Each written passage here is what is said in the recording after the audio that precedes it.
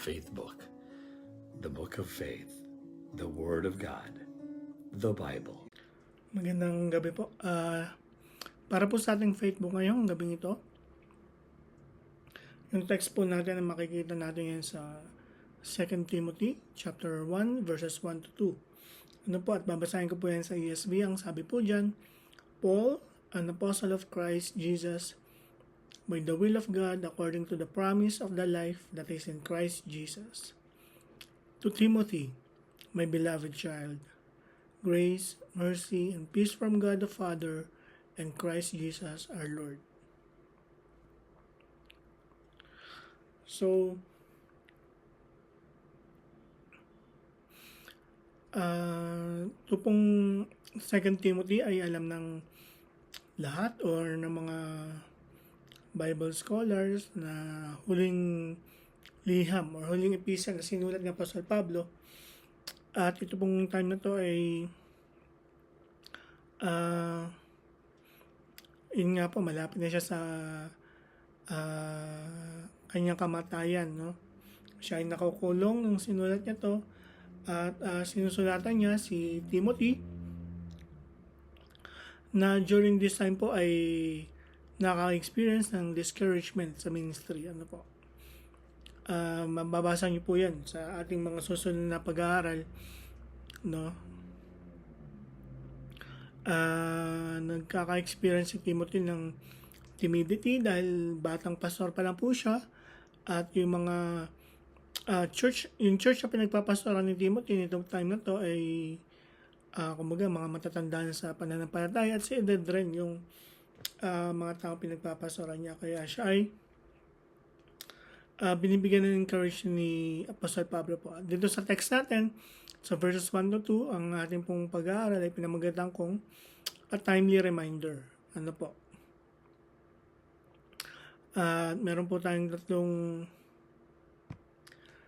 makikita dyan, no? Tatlong bagay na pwede natin makita sa ating passage ngayong gabi. Number 1, a reminder of God's calling. Ano po? Muli, nire-remind ni Paul si Timothy, at una niyang pinaalala kay Timothy ay yung pagtawag ng Diyos. Ano po?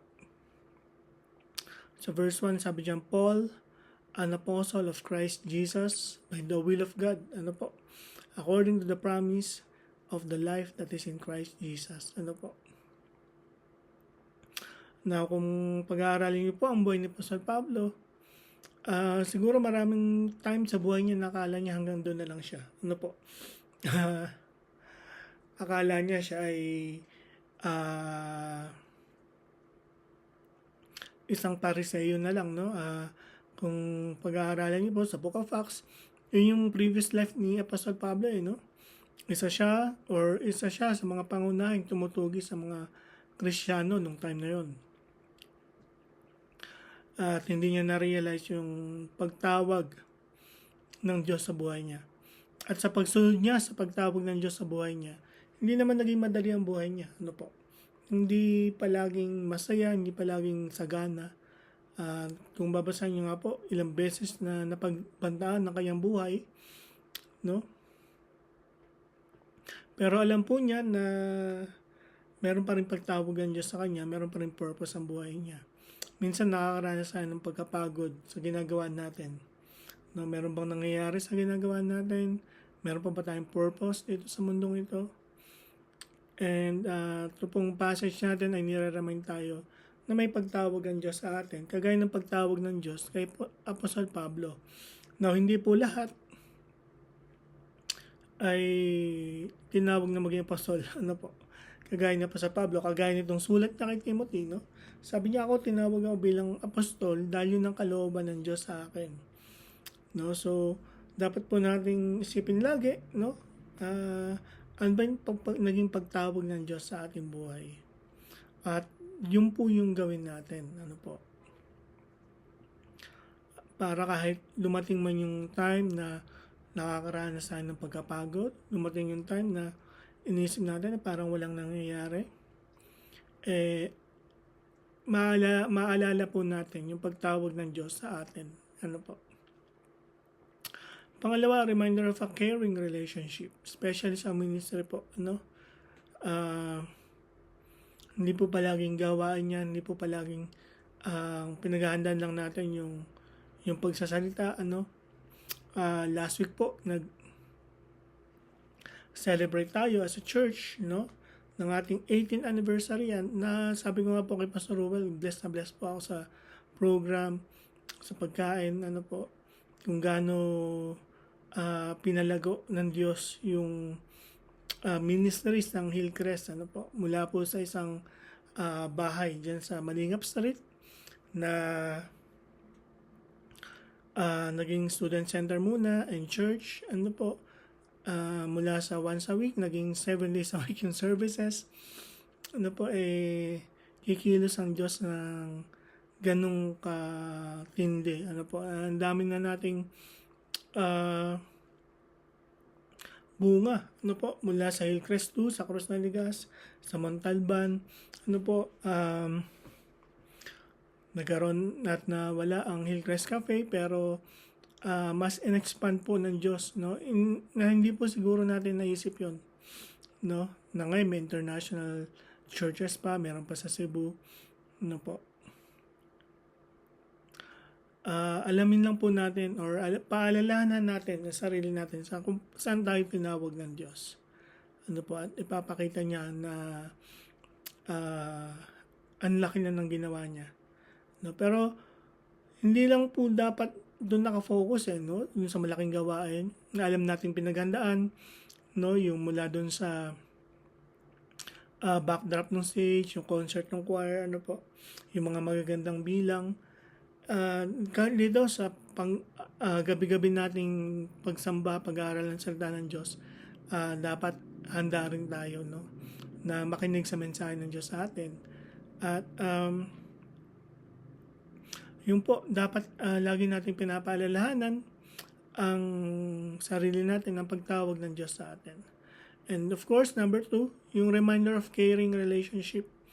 Hindi niya sinabi kay Timothy na, pastor ako, pastor ka lang, dapat alisin mo yung pagkatakot mo, maging matapang ka, hindi po. In-address sa Timothy,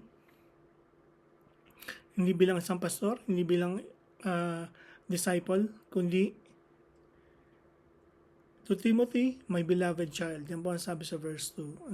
And sa ministry, pahalagahan po natin yon, yung mga relationships po natin. Dahil importante po yan sa discipleship, sa example na pinakita ng ating Panginoong Jesus sa kanyang mga alagad, kahit matitigas ang ulo nila, kahit hindi sila naniniwala, pero tinis pa rin sila ng Diyos, ng ating Panginoong Jesus nung time na nandito siya sa lupa. And si Apostol Pablo, kahit hindi lahat nakasundo niya, kung babasahin niyo po yun sa Acts chapter 16, I think, then, o 15, yung may time na kailangan niyang humiwalay sa isang kamanggagawa. Pero, andun pa rin yung malasakit, andun pa rin yung relationship, And pangatlo, makikita po natin dyan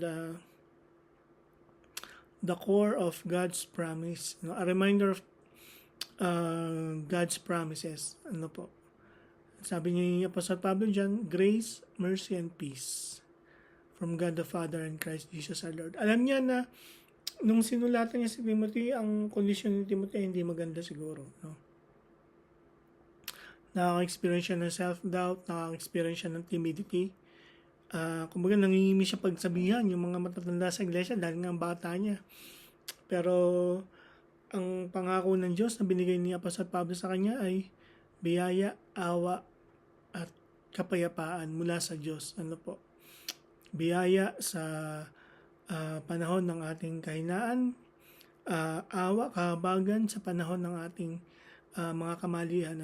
Alam ni Paul na hindi pa perfect si Timothy, at kahit si Paul, aminado naman siya na hindi siya perfecto. Na kahit siya isang apostol na, kailangan pa rin niya ang biyaya at kahabagan ng ating Panginoong Jesus. At hindi lang yun, kundi andun ng kapayapaan. So, this passage is a timely reminder of God's calling, a reminder of caring relationship, and a reminder of the core of God's promises. So, nawa po maging magandang reminder din sa atin yan sa ating araw-araw na pamumuhay. Marami pong salamat at manalangin po tayo. Lord, salamat po sa inyong paalala